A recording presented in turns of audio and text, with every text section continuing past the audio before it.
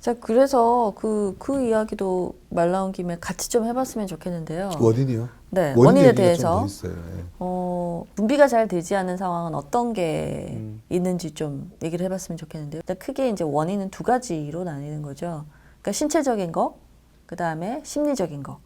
그래서 그 특히 분비 장애 같은 경우에는 꼭 확인해 봐야 될 거가 신체적으로 호르몬에 혹시 이상이 있는 건 아닌지.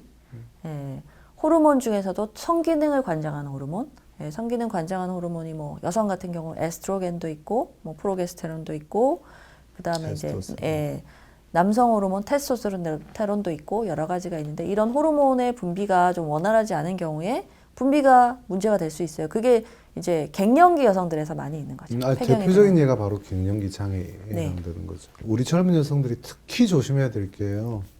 피임약이에요, 피임약. 그 피임약이 엄청난 호르몬 덩어리거든요. 그래서 피임약은 단순히 피임을 시키는 좋은 효과도 있지만 사실은 우리 몸의 정상적인 사이클을 깨트리는 거잖아요. 자연적인 반응을. 그 과정에 대표적인 피임약의 부작용에는 분비 저하도 있습니다. 네. 예. 네. 성욕 저하, 분비 저하 이런 게 아주 대표적인 피임약의 단점이죠. 그래서 저보고 만약에 피임을 어떻게 되냐 물어보면 당연히 콘돔이 제일 앞서는 거고요.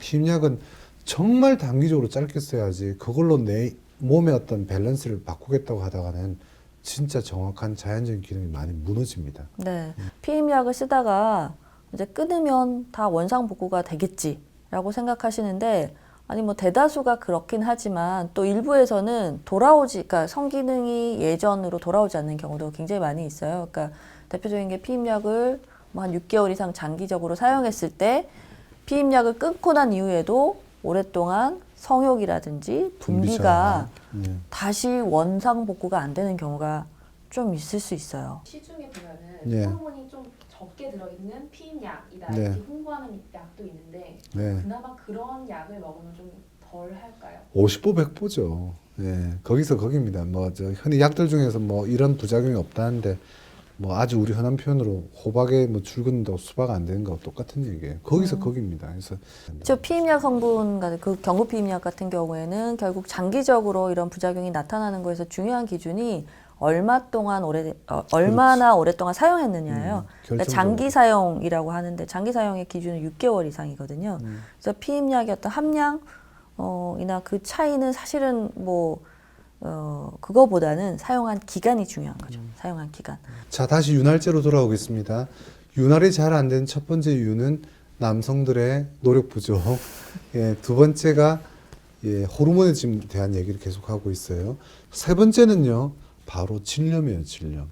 그렇죠. 염증이 있는 경우에 분비가 늘어나는 경우도 많이 있지만 뭐 다른 많이 동반되는 게 가렵다든지 또는 이제 뭐 통증이 있다든지 이런 것도 있지만 분비가 늘어나기도 하고 뭐 냄새가 나기도 하고 근데 분비가 줄어드는 경우도 꽤 많이 있어요.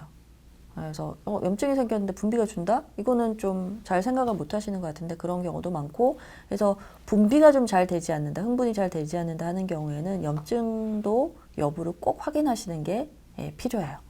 흔히 질염이 있을 때 분비액이 아까 우리 백 선생님 얘기대로 늘어난다고 그러는데 일시적으로 늘어나는 경우가 더 많아요. 막 거품이 나는 경우도 있고요. 막 생선 비린내, 뭐 오징어 냄새라고 그러기도 하고 썩는 냄새가 나기도 하고 막 그런 경우도 있습니다만 그 반대로 이제 특히 질염이 좀 장기화되면 결국에는 질벽이 손상되기 때문에 점점 분비가 말라가는 형태로 빠지게 되죠.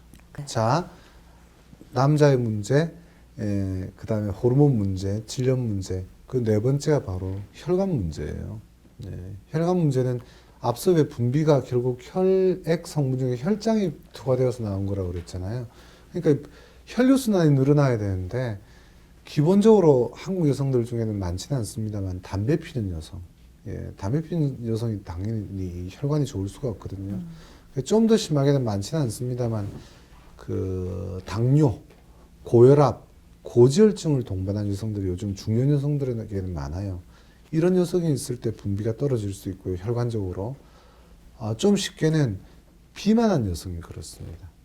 비만을 하게 되면 동맥경화로 가는 경향이 충분히 더 많기 때문에 이럴 경우에 혈류순환이 부족하거나 아주 쉽게는 제발 한국 여성들 좀 저는 운동 좀 했으면 좋겠어요.